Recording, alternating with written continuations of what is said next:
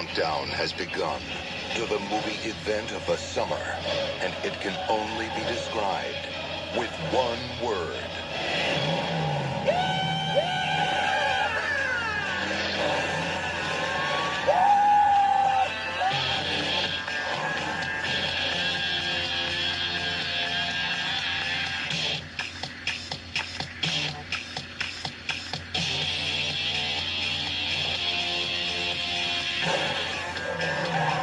Y'all think you can catch me now? I'm the Dukes. You better be reading my name tag, friend. I noticed your initials were double D. How about special, sir? Come on over, your hands up! I never get tired of hearing him say that. I'm Mr. Ichinawa, and this is my colleague, Yoko Takanoshi. Konnichiwa. Right on. Are you Japanese? We converted. What is this place? You guys go to school here? No, but do you have an application? This is my roommate from Australia. Let's put another shrimp on the barbie. That's what they say there. Okay. Oh boy, I'm gonna get fired. Where's Boss Hog? At your farm. Thank you, Amos. What, you some type of pimp? I have $100 for whoever knocks him out. Don't you know you're not supposed to wear white after Labor Day? I think you got some of the finest muffins around. Jesse, I might just have to warm some up for you. Oh, could you just wait till I leave? The Dukes of Hazzard.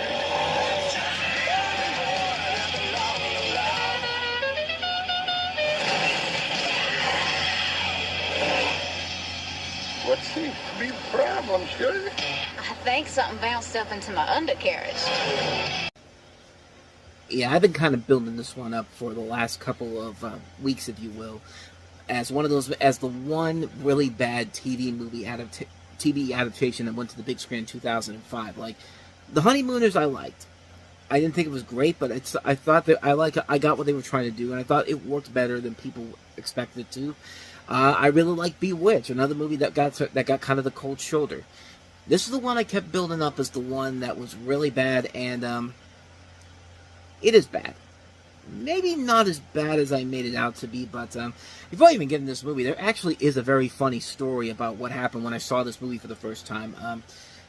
You guys out there who don't live in Western Pennsylvania probably don't know about this place called the Pittsburgh Mills. Well, back in 2005, nowadays you know the Pittsburgh Mills is kind of this abandoned mall that's still there. They haven't added anything new there. They just left it abandoned pretty much, and people go there to like do, you know, exercises, whatever things left. It's like that whole, it's weird, that whole section there, like. All the other places are still open. Like, you have a Walmart there, you have a Sam's Club, you had a Best Buy there that used to be there, but they got rid of that a long time ago. You have an Aldi there, a lot of restaurants there, and yet the mall is still very much empty. Nobody has bothered to try to buy the place and rebrand it again.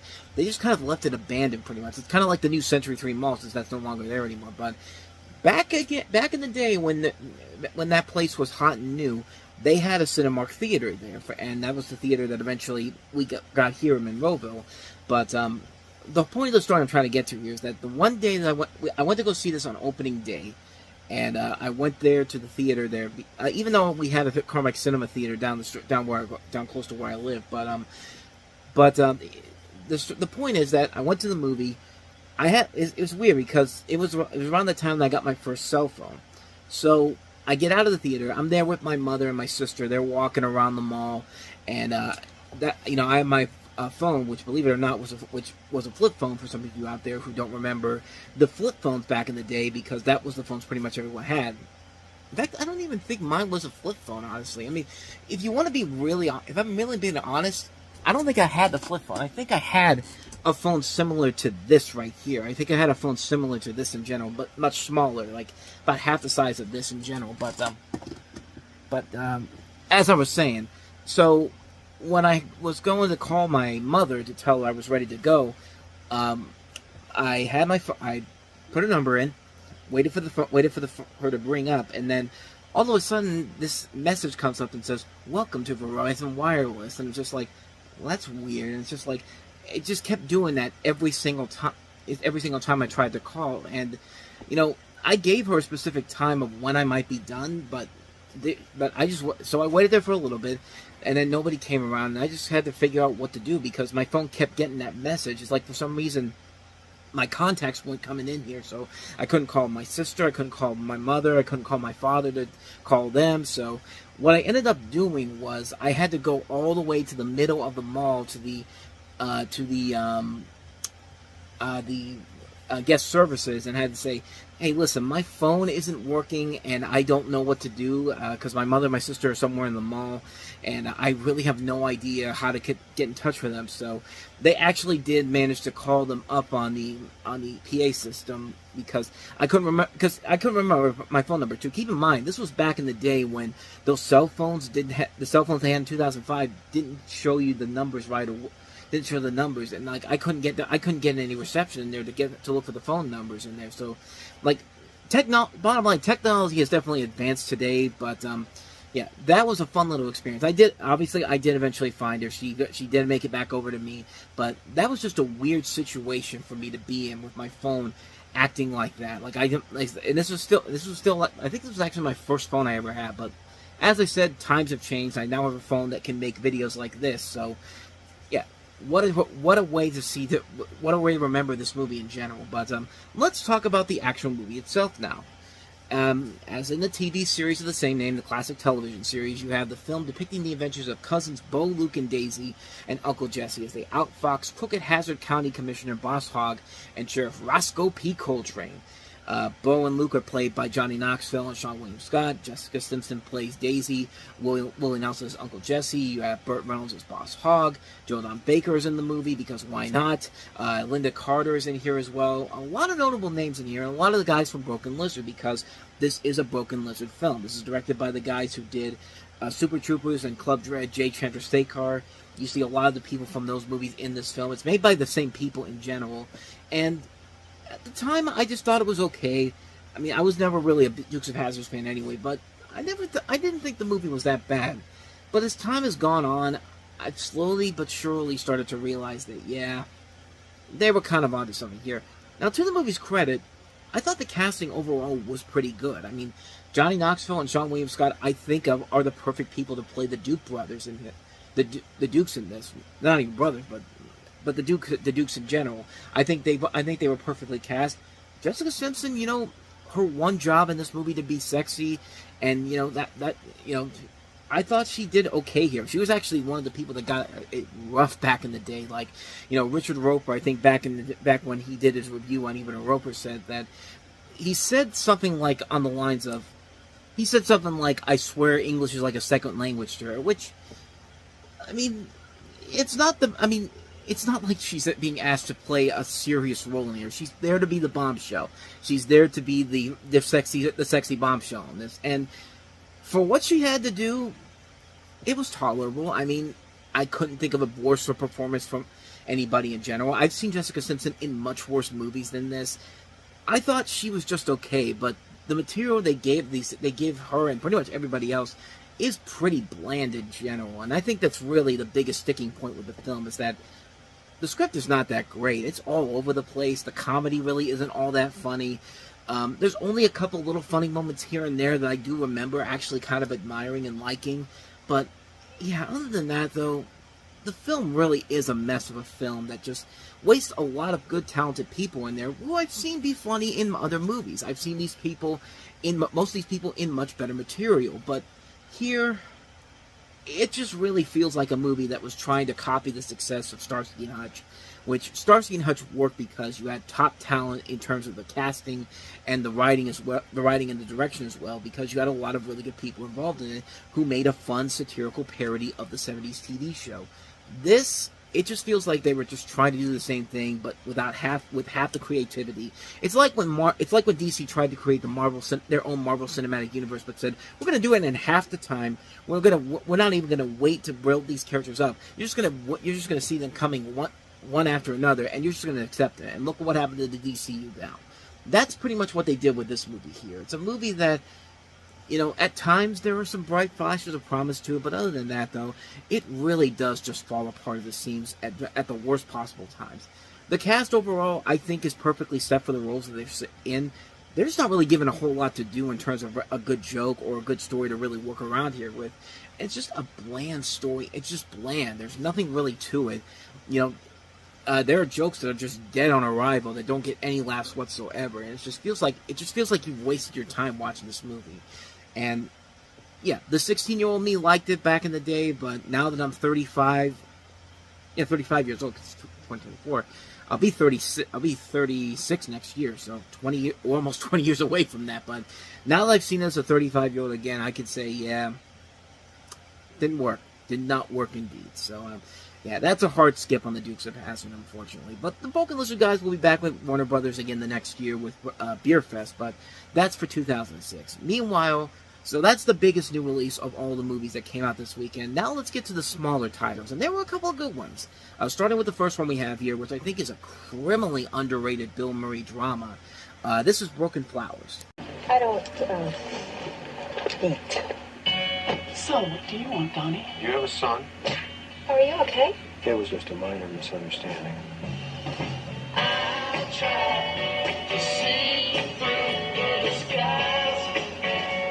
Any philosophical tips? Past is gone. It's very strange you're showing up like this. Yeah, it's strange. The future isn't here yet. What are you doing here? I was just looking for typewriter. All there is this. That's my report, Sherlock.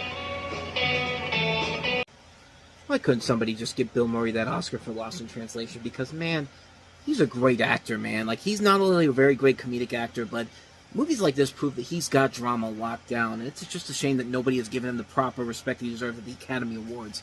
But in this movie, you have him playing a aging Don Juan who embarks on a cross-country journey to track down four of his former lovers after receiving an anonymous letter stating that he has a son. So kind of imagine a mix of Dumb and Dumber 2 and Father Figures, except if they weren't just slapstick comedies and much more serious and actually good. As you see in the credit in that trailer there, you see Jeffrey Wright, Sharon Stone, Francis Conroy, Jessica Lange, Tilda Swinton, Julie Delpy. You have Alexis Dezena and Chloe Sevigny among the cast, as well as Christopher McDonald. Directed by Jim Jarmusch, and this is probably one of my favorite Jim Jarmusch movies. And I'm not really much of a Jim Jarmusch person.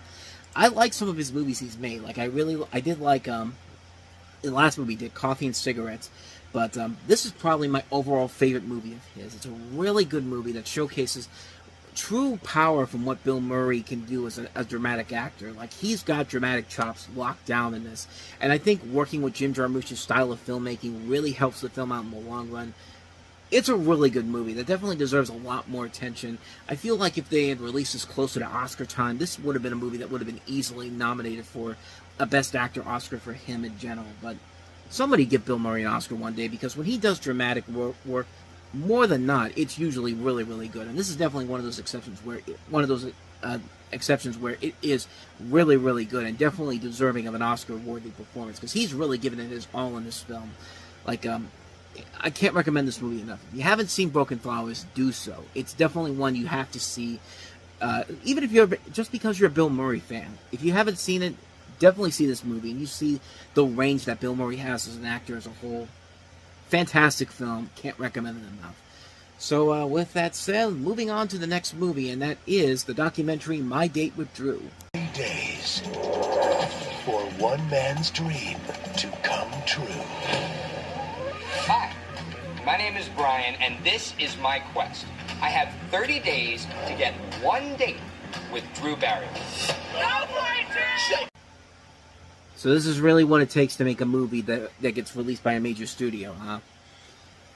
Yeah, let's, I stopped it right there because, I mean, really, you could pretty much see all the problems with the movie going forward, but here's the storyline.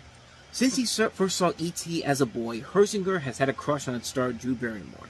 Now, more than 20 years later, Herzinger combines his passion for filmmaking and Drew Barrymore to document his quest on a date with an actress. With $1,100 he won on a game show, with the winning answer being Drew Barrymore, and a digital video camera, he has 30 days to complete his documentary before he has to return the camera under Circuit City's 30-day return policy.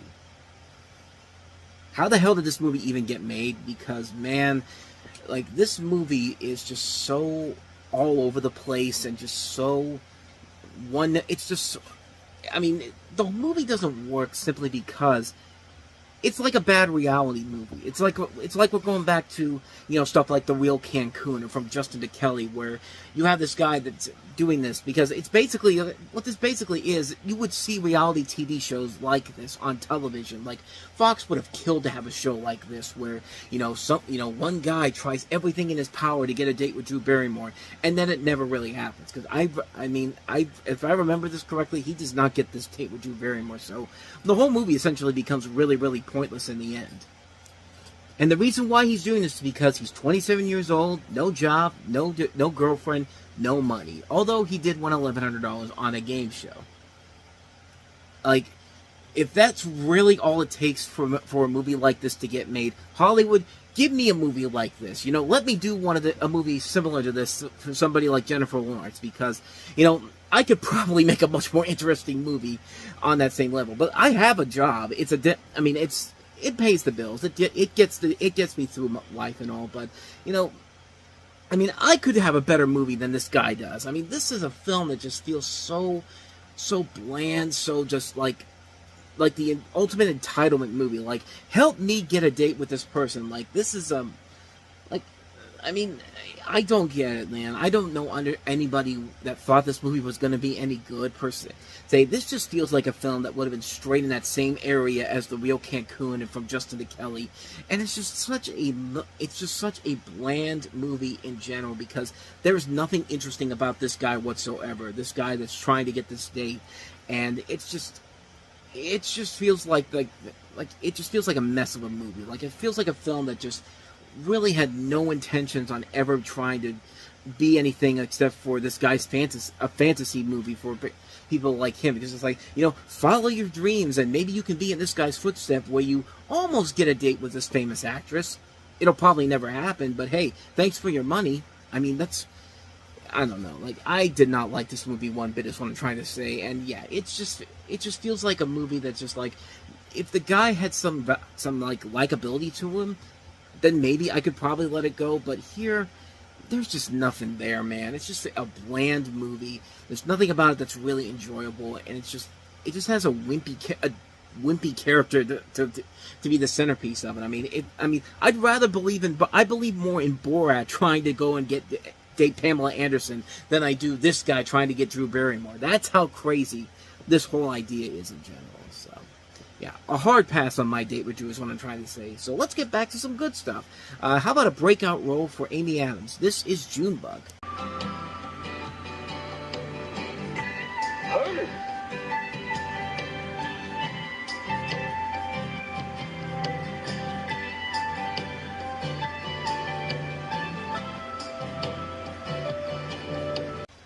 Amy Adams really isn't the center star of the movie, but she does have a significantly prominent role that we'll get to here in a little bit. But you have Alessandro Nivola playing successful Carolinian George Johnston, who meets Chicago art gallery owner Madeline, played by Emmett Davids, at an electoral benefit art auction, Love at First Sight.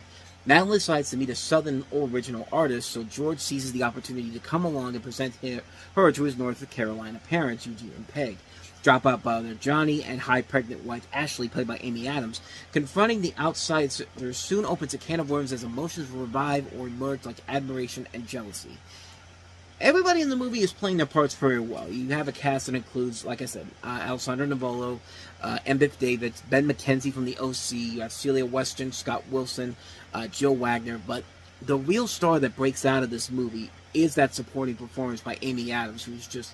this is a big year for her because she had the wedding date to begin the year, and then she showed up in the last episode of the first season of The Office, where she had a little bit of an arc going into season 2, where she ended up dating, her character ended up dating Jim's character, Jim, John Krasinski's character from the show. But it's a really good movie, and it really works because of all the performances. But Amy Adams is the one thing that you really take away from the film in general. Like, she really is the strongest element of the movie. She really is a character that you will remember once you see her in the film, because it's a great performance by her. And it just makes you sad to see that she's never won an Academy Award for the many times she's been nominated. And even movies that she should have been nominated for, like Sunshine Cleaning is a great, underrated movie of hers with her and Emily Blunt, which which we'll get to when we get to 2009, but really, really great indie movie she was in. And this is definitely one that I do recommend checking out. If you love Amy Adams, you're going to love her in this movie. The movie itself is really entertaining. What more can I say? Junebug is a good film. So let's go ahead and move on to the last movie we have here, and that is The Chum Scrubber. Work here.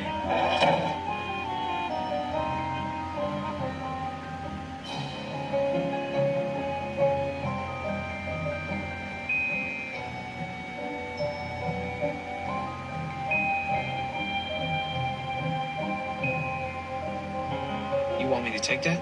It's just something to give you a little balance.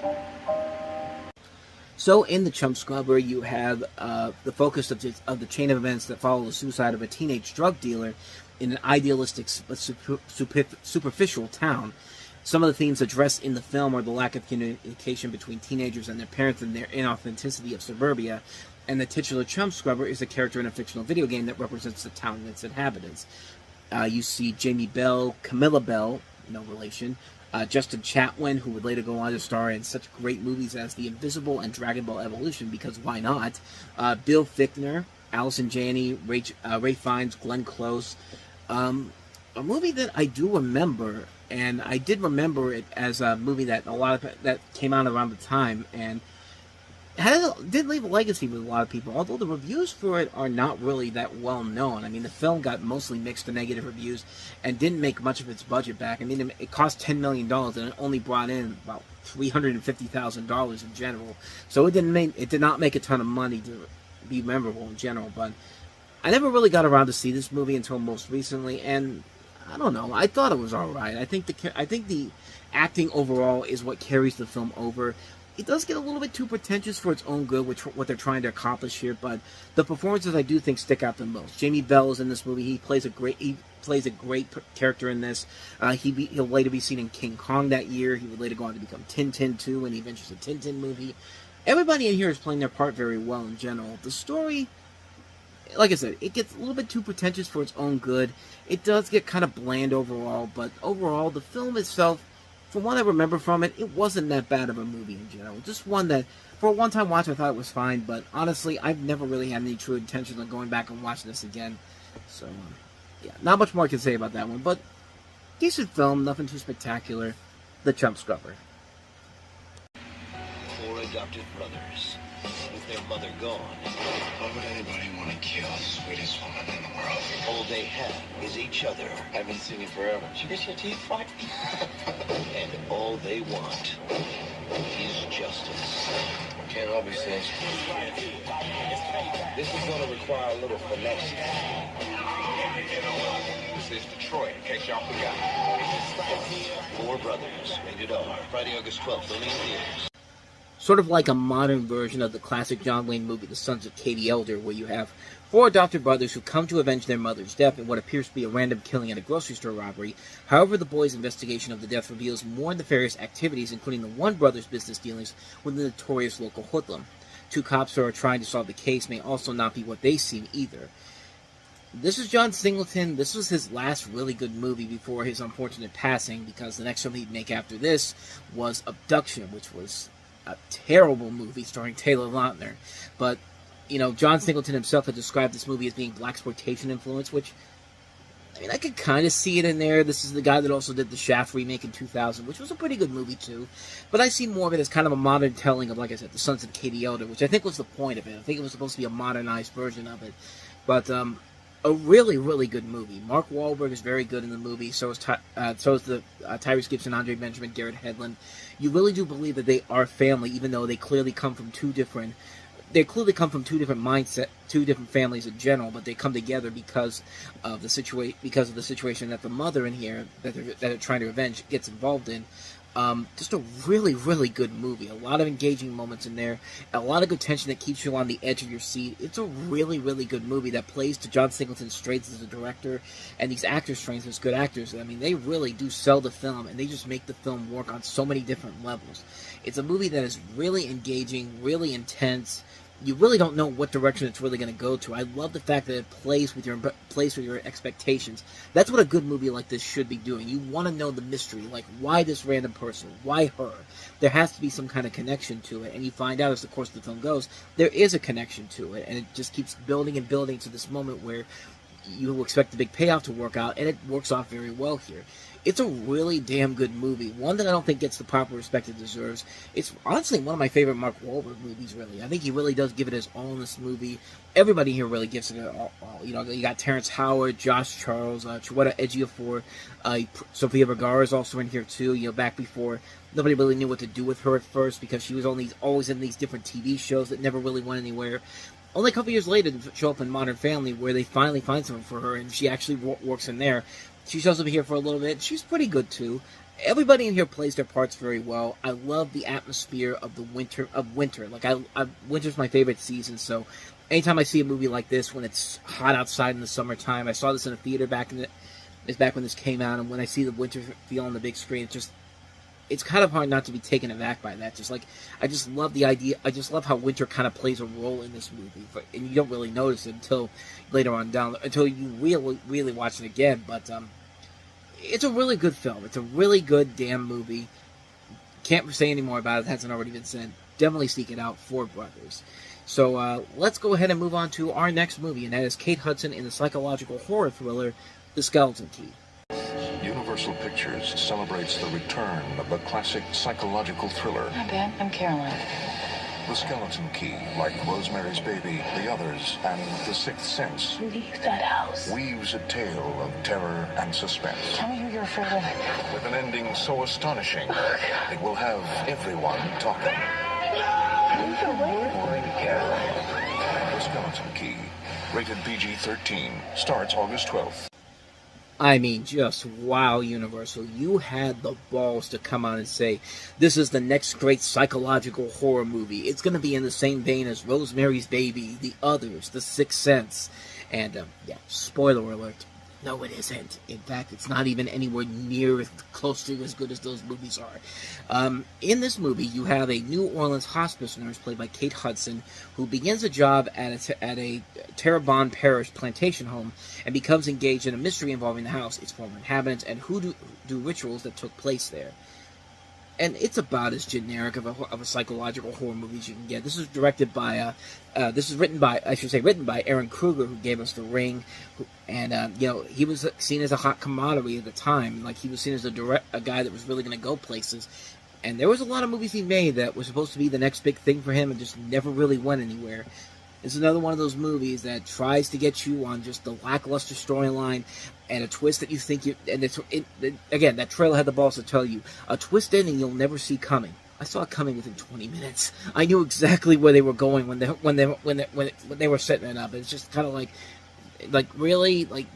this movie really had this Universal really had the balls to say that this movie was going to subvert everyone's expectations. Gee, I would really believe it if this movie wasn't released in the dumping month of August. I mean, that should pretty much tell you everything that you need to know about this movie. That they dumped this in the middle of August, thinking that they were going to surprise people with this movie that was actually good, a tense throw wide, and it's anything but that. Like, Kate Hudson does not really deserve to be in a movie like this. This should have gone to somebody else besides her. Like, she's known for a romantic comedy. She's known for much more comedic, dramatic roles, like stuff like Almost Famous. But like here, there's no reason for her to be in this movie whatsoever. This is just a waste of good talent. Jenna Rollins, John Hurt, Peter Skarsgård, Joy Bryant. Good talent wasted in this. Just a really bad movie in general.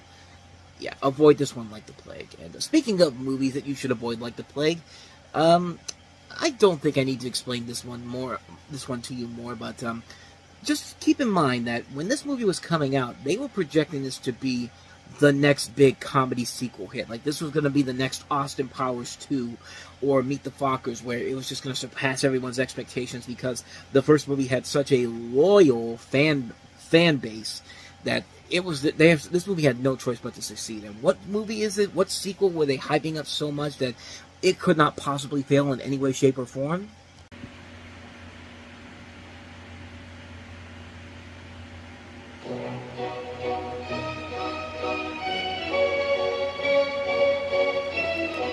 In this European city, anything you desire can be yours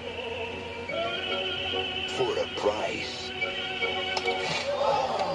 A very small price. Deuce Bigelow is back. When you're in Amsterdam, you do as the Amsterdamians do. New country. Did you know Holland invented chicken and waffles? Black people all over the world would be forever grateful for that. You do know that the Dutch started the slave trade. New clients. These girls at least are gonna be hot. Not like back home, right? What's up? Hi, I'm Deuce Bigelow. Hi, I'm Deuce. Biggest lady I've ever seen. Oh! Same old Deuce. Put this on. Are you serious? Hi. Oh. Hey there, little fella. Get off her, you little freak. Deuce Bigelow, European Gigolo. Have some wine. Oh. Same ho. Pardon me. Check, please. New low.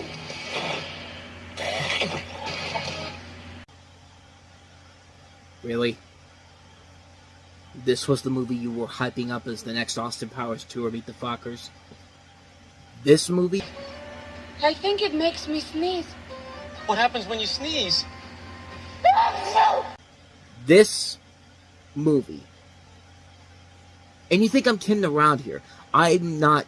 I shit you not. They were promoting this like this was going to be the next big move, comedy sequel success. I wish I could find the footage, the news report that came out. It was like a show on I can't remember what it was. I think it was either MSNBC or E, where like they interviewed Rob Schneider, and the interviewer said, you know, this movie is amazing. This movie is going to break box office records. It's going to be the next Meet the Fockers. It's going to be the next, you know, Austin Powers 2. They were literally boosting this guy's ego, thinking that he had the next big comedy hit. And even when the weekend box office predictions came out, when this movie was coming out, they were projecting $22-30 million opening weekend. But like this movie, first of all, Deuce Bigelow Male Gigolo does not have the same fan base that Austin Powers or Meet the Parents did. It doesn't even have the same fan base that the Naked Gun movies did when they became more successful than the previous. Is that when those sequels became more successful than the first movie did? Like this, it's amazing how this movie just completely fooled everybody into thinking it was going to be a success. I also like the story that Disney rejected the sequel as inappropriate because they wanted to make the film PG-13. So, think about that. Disney almost made them do a PG-13 sequel to this. But they took the sequel to Sony, and Disney actually retained 5% of the box office grosses, which really isn't saying a whole lot considering that this made $22 million. So, how much would that be, really? How much was 5% of $22 million? Okay, I think I got it right here. $1.1 million. So, woohoo, Disney made $1 million, which is probably what they make in a day at their theme parks. Was it really worth it? And Sony also had a I shit you not, a Man Whore of the Year award contest with Maxim Magazine in Las Vegas. They really tried to make you believe that this was going to be the next big thing. And, yeah, it wasn't. As I said before, this thing got even worse reviews than the first movie did, earned less money than its predecessor did. It barely made back half of its budget. $22 million in the U.S. alone. I mean, okay, technically it did make a little bit more than the budget did, but even then, they were expecting much more from this. And I guess I should talk about the film itself because I really have not done that yet, but like you really need to know what the plot of this is. The plot involves male prostitute Deuce Bigelow visiting his former pimp TJ in Amsterdam and looking for a murderer who is killing the greatest man whores of Europe. And, yeah, you see the trailer there and you see the exact reason why this movie is a complete colossal failure. Because, once again, how the hell does this guy always keep getting these ugly-looking people, all these people with different problems, when the regular gigolos in the world get these hot-looking women, like, Like, I don't get it. Like, how the hell do you even do that? Like, does Rob Schneider have this thing where, like, if he even tries to get a date with somebody, they just automatically turn into the ugliest person in the world? Like, nothing about this makes any sense whatsoever. Like, this whole movie makes no sense at all. The jokes are lazy. You see it in the trailer there. It's like, hey, the woman's got a circle on an opening in her neck because not because she has any problems or anything, but because we want to make a joke whenever she drinks something. Let's have him spit wine all over Rob Schneider, and let's have a woman whose nose is literally a penis, when they sneeze out what looks like cum. That's a joke, ladies and gentlemen. Like, this movie is abysmal. It's absolutely horrible. It is amazing that this is not high up there with one of the worst movies I've ever seen in my life. But it's a movie that I just had to look at this and go, like, did you really put all this effort into this? There was really that much of a clamoring for a movie like this. But then again, this is Happy Madison, the company that said, we're going to make another Paul Blart movie 6 years after the last movie, even though nobody gives a shit about the first movie anymore. And it's going to make even less money than the first movie did. They literally did the same thing to Paul Blart Mall Cop, but at least Paul Blart Mall Cop was trying. They were trying to be funny. They were trying to have something there, but this and Deuce Bigalow 2 just fall in the same category that I talk about so many times on this show. Comedy sequels that come way too long after the previous movie. Unless you're putting it out within 2 to 3 years, you shouldn't even be bothering making the sequel. But because they waited all this time, because clearly Rob Schneider has so many busy projects that he has to work on, no, we had to make this movie, and this is just an abysmal movie. This is a terrible film.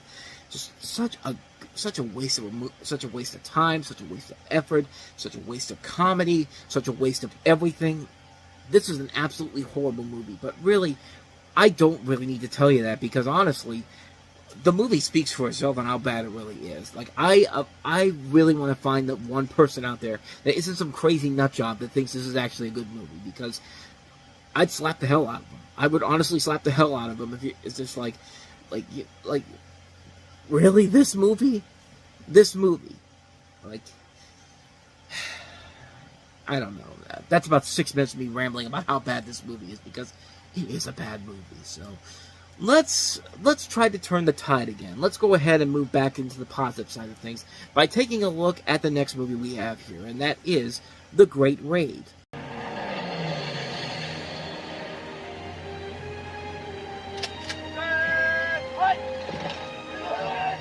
Push right through our front lines into the Japanese backyard.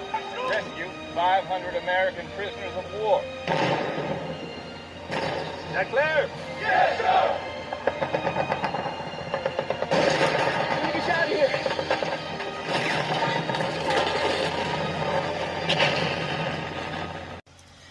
Well, it's not a good movie, but it certainly beats the crap out of Deuce Bigalow, European Gigolo. That's for damn sure.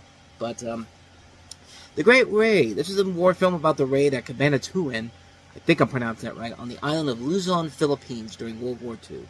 And it showcases the effort of American soldiers and the Filipino resistance guerrilla rescuing Allied prisoners of war from a Japanese POW camp.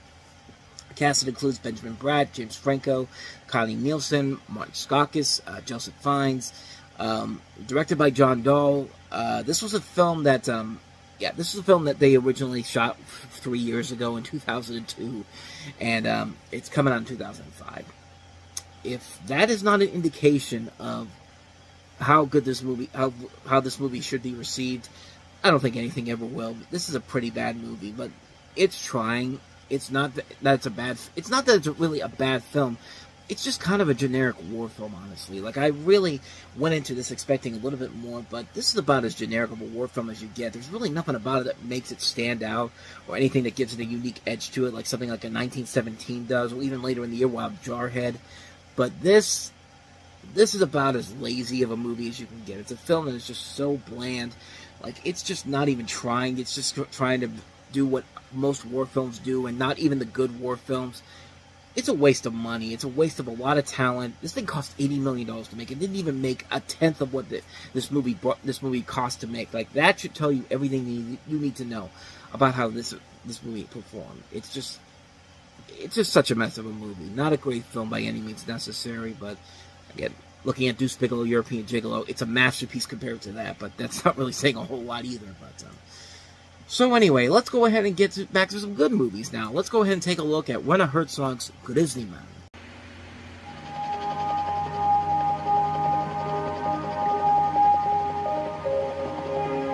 For 13 years, Timothy Treadwell lived among the grizzly bears in the Alaskan wilderness.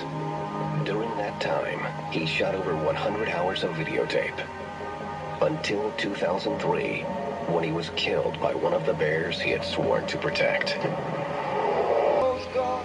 He says, if I don't come back, it's what I want. And the lion is gone, and the red wolf is gone.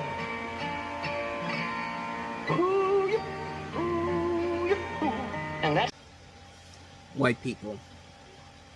White people, white people, white people. This is something that clearly a white person would do. Any other person of race or color tries to do this, first thing they do as soon as they get out there is just like, oh hell no, and just goes back to civilization. But this is Grizzly Man. This is a documentary directed by Werner Herzog, chronicling the life and death of bear enthusiast and conservationist Timothy Treadwell and his girlfriend Amy Huengard at Katmai National Park in Alaska. It includes some of Treadwell's own footage of his interaction with the brown bears before 2003, and of interviews with people who he knew or were involved with Treadwell, in addition to professionals who deal with wild bears. The two were from New York, bonded over their common passion for bears and animal conservation. She would occasionally accompany him on trips to the park, having stayed past the summer season 1 year. The pair were attacked and killed in the park by a bear on October 5, 2003. The couple's remains were discovered by a patrolling pilot, and an audio recording of the attack was found among the remains, and the bear was later encountered and killed by the pilot's rescue team. And then they didn't realize that he smoked a bunch of cocaine and started killing people, and the bear started killing them. Now that would have been a much more engaging movie. This was actually the prequel to Cocaine Bear, but no, not the case whatsoever. But this is a really, really good movie. A very intense, very terrifying movie about this guy who spends all these years with these bears, and he thinks that he's invulnerable to getting attacked by them because of him living amongst them. But you know, these are wild animals, and of course, at some point, they're gonna say, you know what, we're tired of this. We're hungry. We're coming after your ass. It's like that movie Roar, with the director actually having all these different tigers and lions in this place and thinking that they're all family. There's no problem with this whatsoever. You know, everyone's going to be fine. Then you hear all the stories about the behind-the-scenes drama with people literally getting their throats ripped out by them. Like, that's a movie on its own levels of insanity that we'll eventually get to when it finally gets an official release in 2015.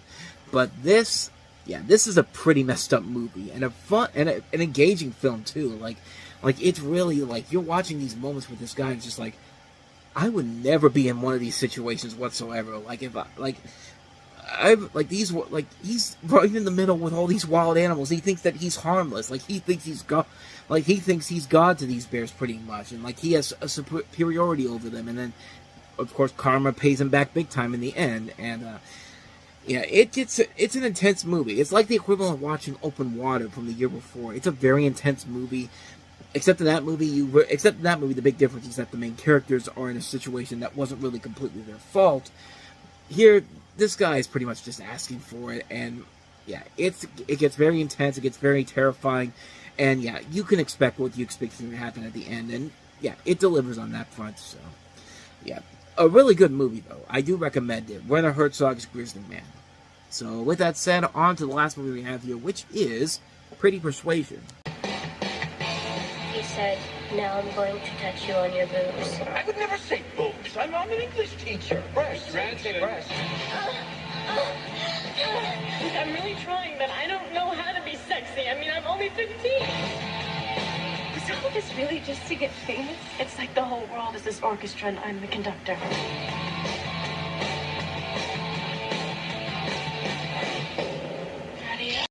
So if you ever wanted to see a movie where Dolores Abernathy gives Jenna Maroney a oral sex, here you go. Here's that movie in general. This is Pretty Persuasion, and as you can tell from the trailer there, this is a black comedy, and not the best one overall, but at least there's something about it that actually does make it kind of engaging to watch. You have a manipulative, sociopathic 15-year-old student played by Evan Rachel Wood, who's at an elite Beverly Hills academy who accuses her drama teacher of sexual harassment. James Woods, Ron Livingston, Elizabeth Harness, like I said, Jane Krakowski. A cast that also includes Selma Blair's also in here as well, Jamie King. Octavia Spencer has a role in here. A lot of talent in general. A fun concept overall in what they're trying to do. It's a bold movie that really does show that they're trying to do something unique and different, and something that would be completely a movie that is willing to take some chances here, but it doesn't know the type of. It's one of those movies where the tonal shift really hurts it in the long run. Like, it's got a good idea of what kind of satire it wants to do. It just doesn't have the right script to really push it to the next level. Like, if you're gonna go all in, just go all in. Like, this is an independent movie. You should have the free range to do whatever the hell you want to a movie like this, and it's just like, just go all in. Just go all in. Don't say you're gonna go all in and then just not do anything after that. Just don't be like Jerry Jones and say you're gonna go all in, and then all you do, your all in method is signing Ezekiel Elliott and Dalvin Cook, and you get blasted and embarrassed by the New Orleans Saints, but that's a whole other story altogether. And this movie could have been that. It could have been something so engaging and so intense and so just dark and insane, like something along the lines of War of the Roses, but it just doesn't go that route, and it just sticks the landing. It doesn't stick the landing at all. It's just like, you were almost there. You were this close to really creating a fun, dark, black comedy, and you just decide to just stop it right in the middle of your routine, and just say that you can't do it anymore. It's just like, dude, finish what you were going to accomplish. Like, it's a shame because the casting in here is very good. You've got a lot of good talent in here, a lot of good ideas in general, but just the film itself, just the tonal shift is just all over the place. It just doesn't work as a whole. It doesn't stick the landing. It takes a wasted opportunity. Pretty persuasion. You can go 40 years and not have sex. After a lifetime of awkward moments. I'm sorry. Andy Stitzer has given up on going all the way. You can't not let you go on being a virgin. But his friends won't give up on him. You gotta highlight your attributes. You need to wax that whole Teen Wolf thing you got going. No! Kelly Clarkson! The 40-year-old virgin. This is not a good look for me! Rated R. Starts August 19th. So this is The 40-Year-Old Virgin, in which Steve Carell stars as the titular 40-year-old virgin, Andy, an employee in an electronics store, where it's revealed that he is indeed a virgin, and so his co-workers, Paul Rudd, Romany Malco, and Seth Rogen, help to help him lose his virginity. And while they're doing that, Andy falls in love for this woman played by Catherine Keener. And watching Steve Carell's performance in Anchorman, and led Judd Apatow to casting him in the lead role for this movie, and they actually wrote the film together. And it was based off of a sketch Carell created when he was at Second City about a man who's at age 40 who hides a secret. And the film went on to become a massive hit. I mean, this was one of those movies in that summer of 2005 where, the relaunch of the R-rated raunchy comedy began with the movies like Wedding Crashers, and this movie in particular. And this was easily the best of the bunch that came out at that time, because this is a really, really funny movie, and it showed what Judd Apatow's potential is as a film director. This is the guy who established his name pretty much beforehand with shows like Freaks and Geeks, criminally underrated shows like Freaks and Geeks, as well as Undeclared, which only lasted one season, but were great shows either way you look at them.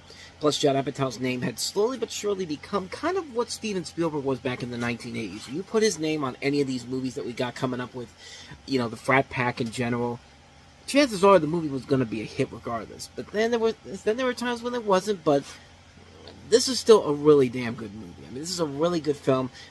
And also a film that launched Steve Carell into the stratosphere as a superstar. I mean, keep in mind, this was also the year that he starred in The Office, which did not start off strongly for NBC, but as time went on to become such a massive hit for them, at a time when NBC was desperate for a hit. I mean, this was when NBC dropped to 4th place behind Fox in 2005. I mean, that was a pretty big deal back then, but this movie really shows everybody in here showing the potentials that they would have later down the road. Not just Steve Carell, not just Paul Rudd, not just Romany Malco, not just Seth Rogen, but Jane Lynch is also in here. Catherine Keener, Elizabeth Banks is very funny in here. Leslie Mann is very funny in here. A lot of really good, funny talent all throughout this movie. And the film is just so funny. It's just so, you know, it's so well done. Kat Dennings also in the movie, too. I forgot to mention her playing the daughter of Catherine Keener's character. It's just a really, really funny movie. It's a funny film with so many memorable moments in there. Just so many great one-liners, so many great jokes all the way through.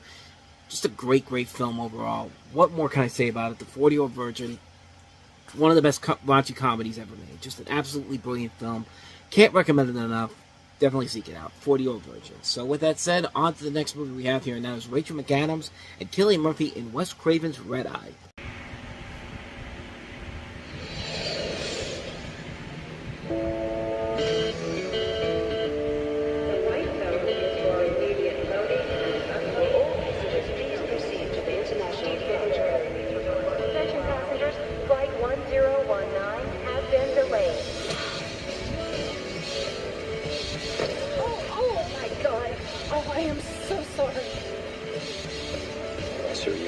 Very delayed flight to Miami. Yeah. You? Sadly, yes. That's why God created the Tex-Mex. Best nachos in the airport. Save your seat.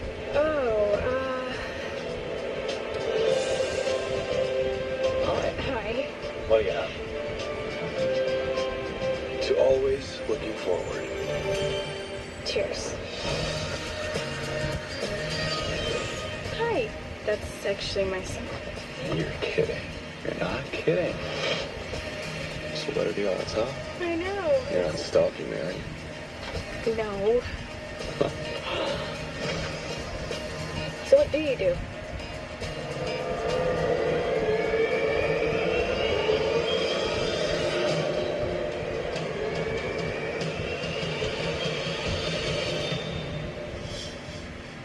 Oh my God.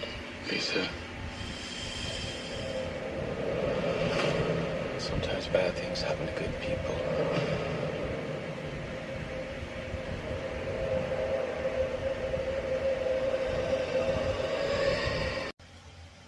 Maybe one of the greatest 360 turns in the trailer, because it starts off like your typical romantic comedy, like this is a sequel to The Terminal, but no, it takes that 360-degree turn, and then you realize that Wes Craven's involved in this, and this ain't music of the heart. This is Wes Craven tackling something that's definitely outside of his norm, but definitely a movie that fits right into where you expect a movie with Wes Craven involved in it to be at. And in the film, you have Rachel McAdams, a hotel manager who's ensnared into an assassination plot by a terrorist played by Cillian Murphy while aboard a red-eye flight to Miami. And this is Wes Craven tackling something that he hasn't really tackled beforehand. This is one of those movies, like I said, with music of the heart, where he's not doing a horror movie, he's doing something completely outside of his norm. And while this isn't technically a horror movie, it's a pretty intense psychological thriller. And the writer of this is Carl Ellsworth, who would later go on to write the really good Disturbia with Shia LaBeouf in it. This is a really good movie, and one that really did take me by surprise in general, and how much it actually was really good. Rachel McAdams and Cillian Murphy, they work off each other so well in here. And this is another one of those movies with Rachel McAdams in it, where you see the star power she would have in this year, because this is the second movie she's in with Wedding Crashers that came out the month before, and then we'll have her in The Family Stone later in the year. That really shows that this chick's got a bright future ahead of her, and she's going to basically rule the world pretty much. And you got Brian Cox in here as well. The tension is very good. I really didn't know where it was going to go. The escalation of this movie as it goes along really is well done. It's a really good psychological thriller, and one that I don't think gets enough attention. It's a really good movie, and one of Wes Craven's most underrated gems of a film, and one that shows the range he has as a director as a whole. Like, he could make movies that outside of the horror movie genre like this, and if he did more of those, I think he would have been one of the great directors of all time. Not to say that he isn't, but this would have really shown what he can do outside of doing just, horror movies in general. This is a really good film. Can't recommend it enough. Another one I say, definitely seek it out, Red Eye. So with all that said, let's move on to the next movie we have here, and that is Valiant.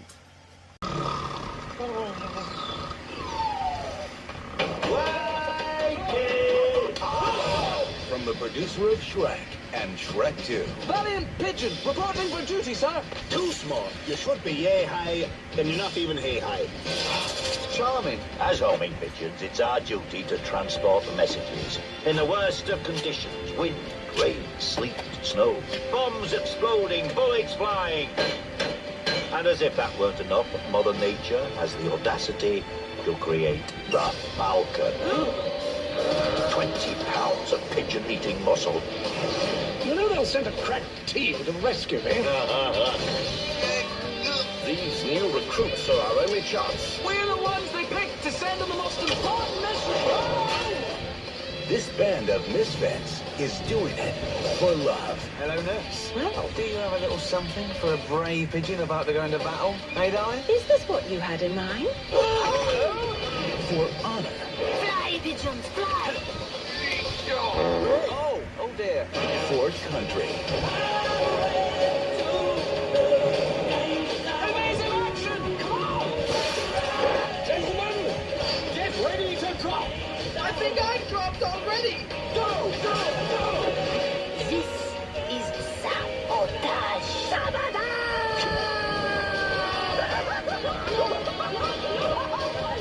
When duty calls, Pardonnez-moi, do you speak French? does ooh la la mean anything to you? They delivered. That boy's gonna get green. Walt Disney Pictures presents a Vanguard animation production. At least have some breakfast before you go. Oh, Mom. Mom. Oh, no, thanks. Valiant. Come and get me, Falcons!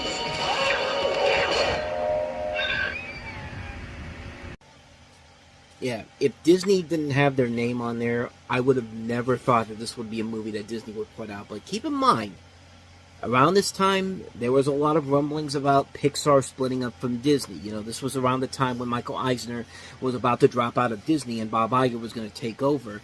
This was about a month before Bob Iger came to the realization that when, Shanghai Disneyland opened up, they realized there that more people during the parades were celebrating when the Pixar characters came out than they were the Disney characters, and it made Bob Iger realize, I've got to get Pixar back in the fold with us here. And thus, later on in the year, Pixar essentially came back to Disney, and we'll delve more into that once we get to Chicken Little, because that was the movie that was supposed to be the test of seeing what Disney can do outside of Pixar. But if you were to tell me this was a Disney movie, I would have never guessed it whatsoever. But this was produced by, I guess this was Disney's attempt to see if they can find success with other studios in general. They had another movie with The Wild coming out the next year, and that one didn't do so well either. But this is the company that gave us such classic movies as Happily Never After, and Space Chimps, and Get Squirrely, and Gnome Alone, and Charming, and Trouble, and Fearless, and Rally Road Racers. All these classic movies that you have never even heard of in your entire life, and I completely am lying to you. These are not classic movies by any means necessary.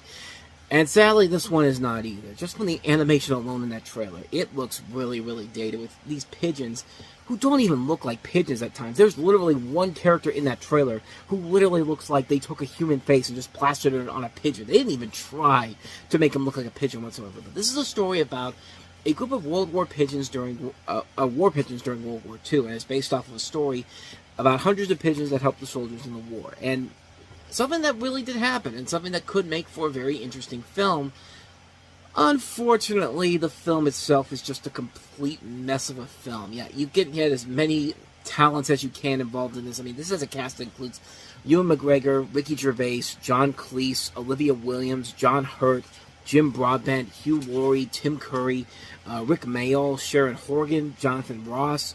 But man, this is such a god-awful movie. This is a terrible film that I actually saw in theaters thinking that, well, it's a Disney movie. I mean, and Disney doesn't usually put their name on garbage animated movies, and yeah, they put their name on a garbage animated movie. And I think this was one of the first signs that Disney looked at this and said, okay, we need to find a way to get back in the Pixar fold again, because we can't keep doing this to ourselves. And yeah, this is a pretty bad movie. It actually held the record for the lowest box office gross for a CG animated film until Dougal beat it out the following year, which was another one of those movies produced by. That one was distributed by the Weinstein Company. We'll get to them later in the year, because the Weinsteins are starting their company coming up soon. But yeah, this film is just pretty bad. This film is just a bad movie. It's a film that just has nothing of value to it whatsoever. The animation looks terrible. The voice acting is completely wasted. The comedy is terrible. The story is bland. The villain, it's Tim Curry. I mean, he's going to play a stock villain, so yeah, you're not going to get anything of value out of this movie. Just like I didn't get any value out of this movie when I saw it. But, yeah, not much more to say about this one. Garbage movie, waste of time, avoided like the plague. So, that is Valiant. So let's go ahead and move on to our last movie we have here, and that is Supercross. But not just Supercross, Supercross the movie. Guys in the world make a living riding motocross. That's the dream.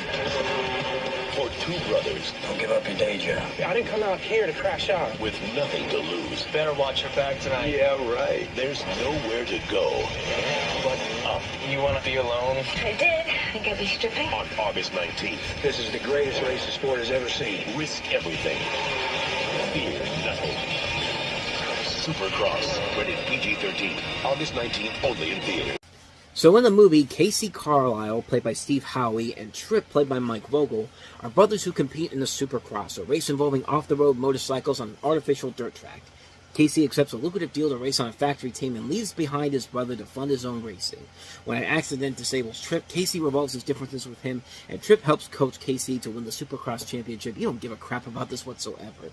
You probably don't even know that this movie even existed until I told you about it. Hell, I didn't know this movie existed until I looked it up again. But some other names of noteworthiness. Channing Tatum's in here, one of his early film roles. Cameron Richardson, you remember her from Alvin and the Chipmunks, that pointless lead female character from the first movie. That's the stock love interest for David Seville. Sophia Bush is in it. She was on One Tree Hill, which was a popular show back in the day. Robert Carradine's in it. Robert Patrick. Aaron Carter. Yeah. I don't remember a single thing about this fucking movie. And, yeah, like I said, you probably don't remember anything about it either because it came and went. Nobody went to go see this movie. They really thought that this was going to bring in the audiences, and, yeah, it did not. It was a movie that was just dead on arrival, has a plot that is so similar to another movie like this, Grind, except Grind was actually at least trying to be funny. This fails miserably on what they were trying to do here.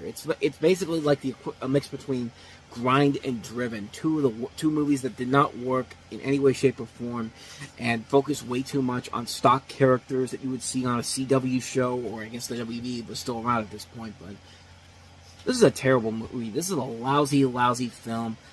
A film that just quickly came and went. Nobody went to see it. Nobody saw it, and I barely remember a damn thing about it. So, what more can you say about it except, yeah, Supercross is not good enough to have the name Supercross the movie, and the movie is complete and utter garbage. I'll be haunted. No more. They were fearless. They were ferocious. Here's your money. Thank you, Brothers Grimm. Oh, it's his dad!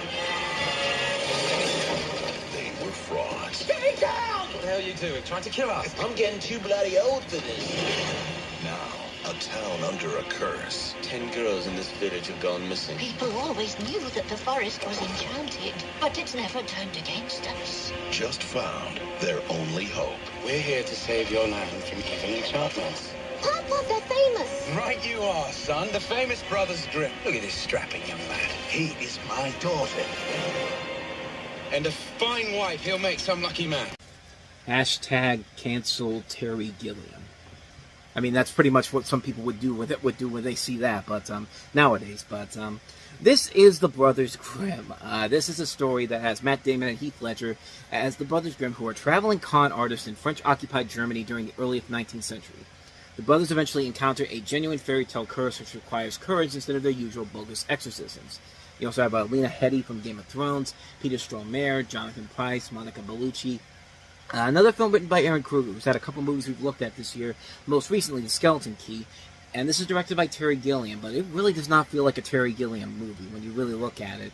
It really does not feel like one of his movies in general. It feels like he's doing something kind of outside of his norm, and while it is something that I could get behind a director to do, it really would have been nice to have Terry Gilliam's usual style of filmmaking on this particular film, because it really does not show in this particular movie, and the film itself overall is not that great. It's kind of a lackluster film in general.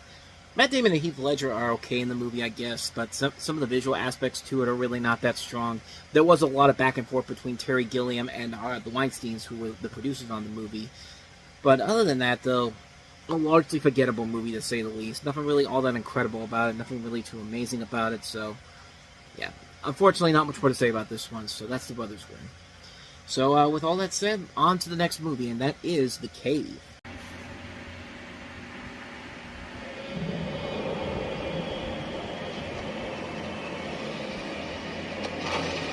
When 7 men discovered the entrance to the world's largest cave system. Oh, God. What is that? They were never seen again. Now, a team of expert cave explorers I hate ladders. She's such a show-off. has been assembled to find out why. There's an enormous cavern, about 300 feet down, just below the cave entrance, It's awesome. which then leads to this underwater passageway. See you in 12 days, boys. This cave is a very serious piece of work.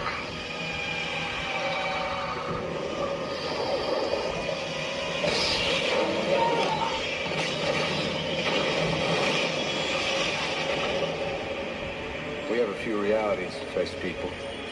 First, we're a mile under the surface. Second, we're not going out the way we came. Right now, our primary concern is getting out of here alive. So, what is it? This is definitely a predator. There's something in there that wasn't there before. How big was it? It's big.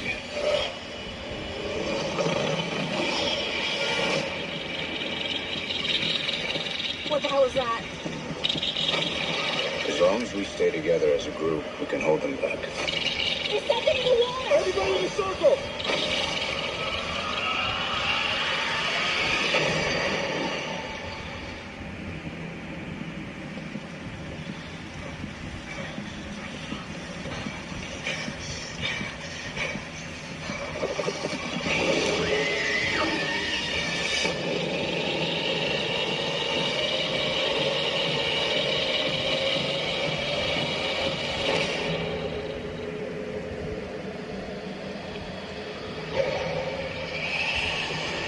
If you ever want to see the sun again, you should follow me now.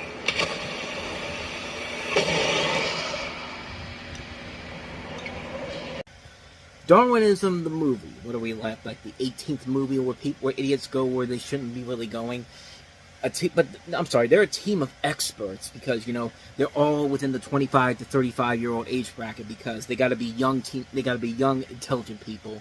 And, yeah, young, intelligent people would not go into a cave in this situation at all. But, this story is pretty much as standard as you can get. It follows a group of cave divers and scientists who become trapped while exploring a cave system in Romania and encounter a pack of deadly creatures. And also, Lena Headey's also in there, too. Second movie for her this weekend.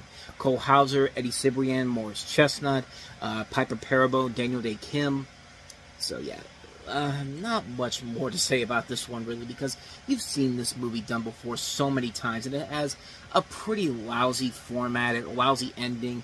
The visuals aren't that interesting. The creatures aren't that interesting. It's just not a very good movie, and it really does falter into the same category as other movies of its similar types. It's all the cliches, all the implausible plot holes, the characters that you don't really like and you just want to see them get killed immediately so you can get out of here. It's that type of a movie, and it just doesn't work. It's a film that is just so bland, so forgettable. It's the typical definition of what you'd expect from a late August movie. And, yeah, hard skip on this one, too. So, moving on, let's go ahead and move on to our last movie, and that is Undiscovered.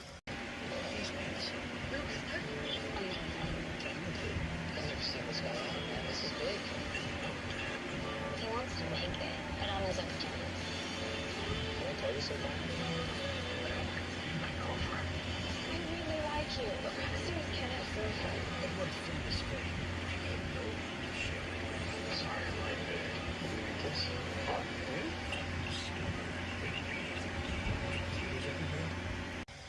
So if you thought Ashley Singer's biggest misfire as an entertainer was this moment,